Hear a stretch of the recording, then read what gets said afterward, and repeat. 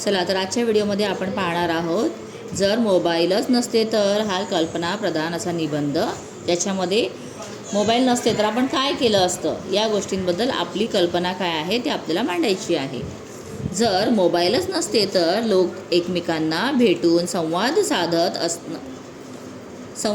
असते। मग काय केलं असतं आपण? मोबाईल नसते तर एकमेकांना भेटलो असतो। मित्र नातेवाईकांशी संपर्क ठेवण्यासाठी पत्रे किंवा लँडलाईन फोनचा वापर झाला असता। पत्र लिहिलं असतं किंवा लँडलाईनने आपण फोन केला असता। कुटुंबातील सदस्यांनी एकत्र बसून अधिक वेळ घालवले असते। आता हल्लीच्या जमान्यात काय होतं, मोबाईलमुळे सगळे एकत्र असले तरीसुद्धा आपापल्या मोबाईलमध्ये बघत बसलेले असतात, कोणी एकमेकांशी बोलत नाही। तर मोबाईल नसता तर आपण एकमेकांशी बसून एकमेकांसोबत बोललो असतो, वेळ घालवला असता। मोबाईल नसल्यामुळे मुले दिवसभर खेळ, वाचन आणि अभ्यासाकडे अधिक लक्ष दिले असते। त्यानंतर मुलांनी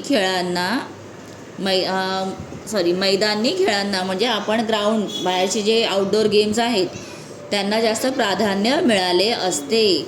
डोळ्यांवर आणि आरोग्यावर होणारे दुष्परिणामही कमी झाले असते। मात्र मोबाईल नसल्यामुळे आपत्कालीन परिस्थितीत मदत मिळणे आणि दूरच्या लोकांशी लगेच संपर्क साधणे कठीण झाले असते।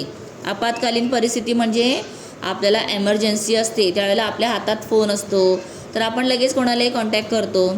तसं झालं नसतं, म्हणजे हा एक आपल्याला प्रॉब्लेम झाला असता।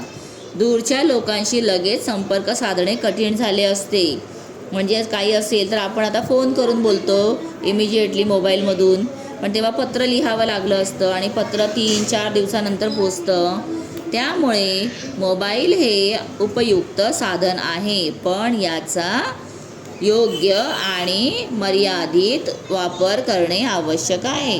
म्हणजे त्याचा प्रॉपर आणि लिमिटेड आपल्याला यूज करायला हवा। ठीक आहे मुलांनो, आय होप तुम्हाला कळलेलं आहे आणि मोबाईलपासून तुम्हीसुद्धा होणारे चांगले उपयोग जे आहेत ते करा आणि जे वाईट उपयोग आहेत त्यांना टाळा।